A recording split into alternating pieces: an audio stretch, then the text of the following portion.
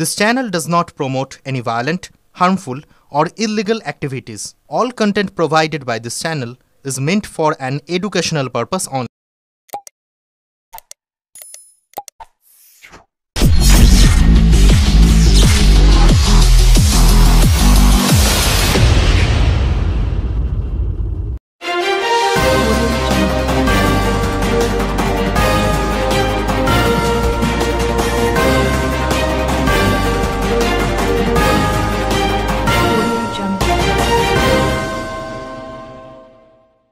बोलबा पंचायतेर प्रधानेर बिरुद्धे अनास्था आनलो तृणमूलेरই 11 জন সদস্য। অনাস্থা কার্যকর না হলে গণ ইস্তফা দেওয়ার হুমকি তৃণমূল সদস্যদের। দল অনাস্থা মানবে না জানালেন সভাধিপতি। পোলবা গ্রাম পঞ্চায়েতে 19 জন সদস্য, তাদের মধ্যে একজন বিজেপির, বাকিরা তৃণমূলের। তৃণমূলের প্রধান মৌমিতা কর্মকারের বিরুদ্ধে তার দলেরই সদস্যদের অভিযোগ, প্রধানের জন্য গ্রামের মানুষ পরিষেবা থেকে বঞ্চিত হচ্ছেন। প্রধান নিয়মিত পঞ্চায়েতে আসেন না, পঞ্চায়েতের সাধারণ সভাগুলোতেও অনুপস্থিত থাকেন। যেদিন আসেন সেদিন বহিরাগতদের নিয়ে এসে পঞ্চায়েত সদস্যদের ওপর চাপ সৃষ্টি করেন। পঞ্চায়েতের শাসক দলের সদস্যদের সঙ্গে খারাপ ব্যবহার করেন। গ্রামের মানুষকে পরিষেবা দিতে না পারায় পঞ্চায়েত সদস্যরা ক্ষোভের মুখে পড়ছেন। তাই প্রধানকে সরাতে তারা অনাস্থা এনেছেন। কয়েকদিন আগে পোলবা ভিডিও অফিসে তারা অনাস্থা প্রস্তাব জমা দিয়েছিলেন। আজ ভিডিও ডাকে 11 জন তৃণমূল সদস্য সেখানে যান। দীর্ঘক্ষণ ভিডিওর সঙ্গে আলোচনা করেন। তারা অনাস্থায় অনড় রয়েছেন। মিটিং শেষে বেরিয়ে তৃণমূল সদস্যরা জানিয়ে দেন, যদি তাদের প্রস্তাব মানা না হয় তাহলে তারা আইনগত দিক খতিয়ে দেখে ব্যবস্থা গ্রহণ করবেন। অনাস্থা কার্যকর না হলে তারা গণ ইস্তফা দেবেন। প্রধান বলেন, আমার বিরুদ্ধে যেটা বলছে সেটা সম্পূর্ণ মিথ্যা, কারণ আমি কাজকে ভালোবাসি, তাই এরা চেয়ারে বসেছি। পঞ্চায়েতের উন্নয়নের জন্য যে টাকা আসে তার সঠিক ব্যবহার করা হয়। যারা বলছে আমার বিরুদ্ধে তারাই ঠিকমতো কাজ করে না। আমি যেমন কাজ করি সেটা জনগণ জানে। পোলবা ভিডিও জগদীশ বারুই জানান, পঞ্চায়েত গঠনের পর 2.5 বছর এখনও হয়নি, তাই আইন অনুযায়ী অনাস্থা আনা যাবে না জানিয়ে দেওয়া হয়েছে সদস্যদের।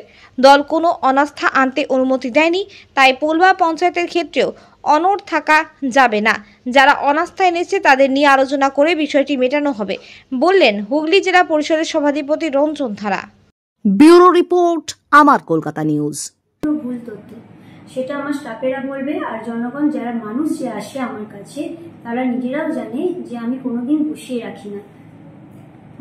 আচ্ছা, আপনার দলের লোকেরাই বলছে যে আপনার মানে এটা আপনার দলের লোকেদেরই অভিযোগ, 11 জন আপনার নামে অভিযোগ জানিয়েছে ভিডিওকে। না, এটা ভুল তথ্য। কারণ আমি কাজকে ভালোবাসি, আমি কাজ করতে চাই। কারণ জেলা থেকে উপর থেকে আমার প্রেশার দেয় যে এই এত টাকা পঞ্চায়েতে এসেছে, কেন তাড়াতাড়ি খরচ করতে পারছেন না। তার জন্যই আমি তাড়াতাড়ি খরচ করে দেওয়ার চিন্তা ভাবনা করি যে কাজটাকে আমি তুলে দেবো। আমি কাজের জন্য বসেছি, আমি এখানে এমনি করতে বসিনি। আর আপনি যে কাজ করছেন ওনাদের কি জানাচ্ছেন? ওনারা নিজেদের আগ্রহী নেই, তাই হচ্ছে ওরা নিজেদের মধ্যে নিজেরা সৃষ্টি করছে এইসব জিনিস। আমি ঠিক আছি এই জায়গায়। আচ্ছা, ওনারা কি আসেন কোনো বোর্ড মিটিং এ? আসেন, কিন্তু সেটা আমাকে ডাকতে হয়, তারপরে ওনারা আসেন। নাহলে এমনি কোনোভাবে আমার কাছে এসে আলোচনা করা বা বসে কি হচ্ছে সেইগুলো নিয়ে কোনো সময় ওরা কিচ্ছু কথা বলে না। যখনই মিটিং হয় তখনই ওদের মধ্যে সমস্যাগুলো আমাকে পরিচালিত করে দেয় যে হ্যাঁ এই করছেন না কেন, ওই করছেন না কেন। ওদেরও তো এক একটা কর্তব্য থাকে, দায়িত্ব থাকে যে হ্যাঁ আমরাও একটা জায়গায় বসেছি, আমাদেরও কাজ নিতে হবে। সেটা সব ম্যাডামের কাছে আলোচনা করেই করা যাক, সেটা কোনো সময় ওনারা করেন না। আপনার নামে এটা অভিযোগ করেছে বোর্ড মিটিং এ আপনি নাকি খারাপ ব্যবহার করেন, এটা নিয়ে কি বলবেন? কখনোই না, স্টাফরা প্রমাণ আছে, ডেকে ওদের সঙ্গে আলোচনা করে নিতে পারেন এই বিষয়ে। না, এটা কখনোই নয়, কারণ এটা জনগণ বলবে। আর আমি যে মেম্বারদের যেটা বলি না বলছে, ওরা যে তুলেছে অভিযোগটা আমার নামে, সেটা সম্পূর্ণই ভুল তুলেছে। কারণ আমার রেজিস্ট্রেশনের খাতাতে সেগুলো প্রমাণ আছে। ভিডিও স্যার এসে স্বয়ং দেখতে পারেন যে আমি কি করেছি না করেছি, বা সেইটুকুনি।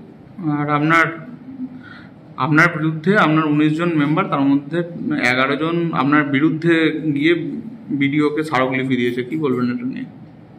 সেটা ওরা জানাতেই পারে, কিন্তু আমি আমার দিক থেকে একদম ঠিক আছি, কোনো অসুবিধা আমি কিছুই করিনি ওদেরকে। কিন্তু আপনার নামে এক বিশাল একটা অভিযোগ, যেটা হচ্ছে আপনি পঞ্চায়েতে আসেনই না বলছে, মানে টাইম মতো মানুষ সই পায় না, এই ধরনের বক্তব্য ওনাদের পক্ষ থেকে, সদস্যদের পক্ষ থেকে রয়েছে। সেটা জনগণ বলবে, স্টাফ আছে ওনারাও বলবেন, স্যার নিজে এসে ইনকোয়ারি করে দেখতে পারেন। যারা বিরোধীরা মানে আপনার বিরোধিতা করছে তাদেরকে কি বলবেন? তাদের কি বলবো, তারাও এই একই দল থেকে এসে বসেছেন, এক একটা মানে গ্রামের যেহেতু সদস্য, তাদেরও একটা কিছু কর্তব্য থাকতেই পারে। তারা জানবে ভালো করে, কাজ সম্বন্ধে ট্রেনিং নিয়েছে তারা, যে কীরকম কীভাবে চালাতে হয় পঞ্চায়েত, সব কিছুই ওনারা জানেন। তো সম্পূর্ণ ওদের ওটা ব্যাপার, আমি এখানে ওদের কিচ্ছু বলবো না। এটা দলের মধ্যে কোনো ভাগাভাগির বা ভেদাভেদের কোনো ব্যাপার কিচ্ছু নেই, শুধু ওই 11 জনেরই অসুবিধা হচ্ছে, সেটা বসে আমার সাথে নিজেরা আলোচনা করে মিটিয়ে নিতে পারতো। 11 জন সদস্য কি আপনাদের তৃণমূলেরই? একদম, সব আমাদের নিজেদের মধ্যে। আচ্ছা, আপনার নাম? মৌমিতা কর্মকার। আমি শিল্প পরিকাঠামো সঞ্চালক। 1 বছর যাবৎ কোনো অর্থের মিটিং নেই, বা কোনো টেন্ডার পাস হলে বা কোনো কাজ হলে আমাকে জানানো মনে করে না, আওতায় বাইরে রাখে, আমি শিখণ্ডী হয়ে বসে থাকি। তার জন্য আজকে প্রধান থেকেও কোনো দরকার, আজকে আমার সদস্য থেকেও কোনো দরকার নেই, তার জন্য আমি আজকে অভিযোগ জানিয়েছি। কারা এগুলো করছে? প্রধান জানি না, কোনো বহিরাগত আসছে করছে কাজ। আমি শিল্প পরিকাঠামো, আমি কোনো কাজই জানি না, কাজ আমাকে করতে দেয় না। কোনো মিটিংয়ে ডাকে না, কোনো মিটিংয়ে ডাকে না, অর্থের মিটিং নেই, অথচ টেন্ডার পাস হয়ে যাচ্ছে। বহিরাগত কি দলেরই লোক না? হ্যাঁ, দলেরই, সদস্য না, কোনো মেম্বার নয়, পঞ্চায়েত সদস্য কোনো কাজ করতে পারে না। বহিরাগত সদস্যরা এসে কি বল, বক্তব্য কি রাখছে আপনাদের সাথে? আমাদের সাথে কোনো বক্তব্য নেই, উনি প্রধানের সঙ্গে যা করে। এখন কি করবেন? এই তো ভিডিও সব বললে, এখন কি করতে চাই? আমরা আমাদের আলোচনার মাধ্যমে সিদ্ধান্ত গ্রহণ করব যে আমরা পরবর্তী কি আইনগত ব্যবস্থা করতে পারি। এরকম হলে যদি নিরুপায় মনে করি, আমরা গণ ইস্তফার পিছিয়ে আসবো না। আপনি অফিসে কেন এলেন? আমরা পঞ্চায়েতের প্রধান, পোলবা গ্রাম পঞ্চায়েতের প্রধান, ওনার প্রতি অনাস্থা এনেছিলাম 11 জন মেম্বার। সেই পরিপ্রেক্ষিতে আজকে বিডিও সাহেব আমাদের এখানে একটা মিটিংয়ের আয়োজন করেছিলেন, সেই জন্য আমরা এখানে এসেছিলাম। কতজনের বোর্ড আপনাদের? আমাদের 19 জনের বোর্ড, তার মধ্যে আমরা তৃণমূলের সদস্য আছি 18 জন আর একজন বিজেপি। 18 জন সদস্যের মধ্যে আমরা 11 জন লিখিতভাবে অনাস্থা এনেছিলাম, এছাড়া আমাদের অলিখিতভাবে কিছু সমর্থন আছে। ভিডিও বক্তব্য কি আছে? বিডিও সাহেব বললেন যেহেতু 2.5 বছর হয়নি, সেটা একটা মানে কষ্ট দেখালেন। কিন্তু আমরা যতটা জানি, যদি পঞ্চায়েত পরিচালনার ক্ষেত্রে বা আমরা যারা জনপ্রতিনিধি আছি, মানুষের দ্বারা নির্বাচিত সদস্যরা আছি, তারা যদি মানুষের কাছে যদি তাদের পরিষেবা পৌঁছে দিতে না পারি, বা আমাদের দিদি মমতা ব্যানার্জি রাজ্যের মানবিক মুখ্যমন্ত্রী এত প্রকল্প দিচ্ছেন, সেই প্রকল্পগুলো যদি আমরা বাস্তবায়িত করতে গিয়ে অসুবিধার সম্মুখীন হই বা সঠিকভাবে করতে না পারি, বা মানুষের কাছে আমরা সামনে বিধানসভা ভোট, সেই বিধানসভা ভোটের আগে যদি মানুষ যদি আমাদের ক্ষুব্ধ হয়ে যায়, আমরা যদি মানুষকে পরিষেবা দান না করতে পারি, তাহলে আমরা তাদের কাছে ভোট চাইবো কীভাবে গিয়ে? সেই জন্য আমরা চেয়েছিলাম একটা সুস্থ সমাধান করতে, এবং যাতে আগামী দিনে প্রকল্পগুলো যেমন অতীতে আমরা করেছি, বিগত 10 বছর ধরে বিভিন্ন উন্নয়নমূলক কাজ হচ্ছে পোলবায়, যার ভিত্তিতে আমরা প্রত্যেকটা ভোটে মানুষ আমাদের উজাড় করে দিয়েছেন, আশীর্বাদ করেছেন। আমরা পোলবা অঞ্চল থেকে লিড দিয়েছি সমস্ত ভোটে, বিধানসভা বলুন, লোকসভা বলুন। তা সেই ক্ষেত্রে আজকে যে পরিস্থিতির সম্মুখীন আমরা হয়েছিলাম বা হয়েছি, তার পরিপ্রেক্ষিতে আমরা আজকে আইনগত ব্যবস্থার জন্য মাননীয় বিডিও সাহেবের শরণাপন্ন হয়েছিলাম। এছাড়া আমরা ডিএম, এসডিও, ডিপিআরডিও সব জায়গাতেই আমরা যথারীতি নিয়ম মাফিক চিঠি করেছি, পঞ্চায়েত প্রধানকেও চিঠি করেছি। তাছাড়া আমাদের যারা উচ্চ নেতৃত্ব আছে, দলের সভাপতি আছেন, চেয়ারপারসন আছেন, ওনাদের চিঠি করেছি। আমাদের ব্লক সভাপতি সুভাষ দাকে চিঠি করা হয়েছে, সকলে জানেন, অঞ্চল সভাপতিকে জানিয়েছি।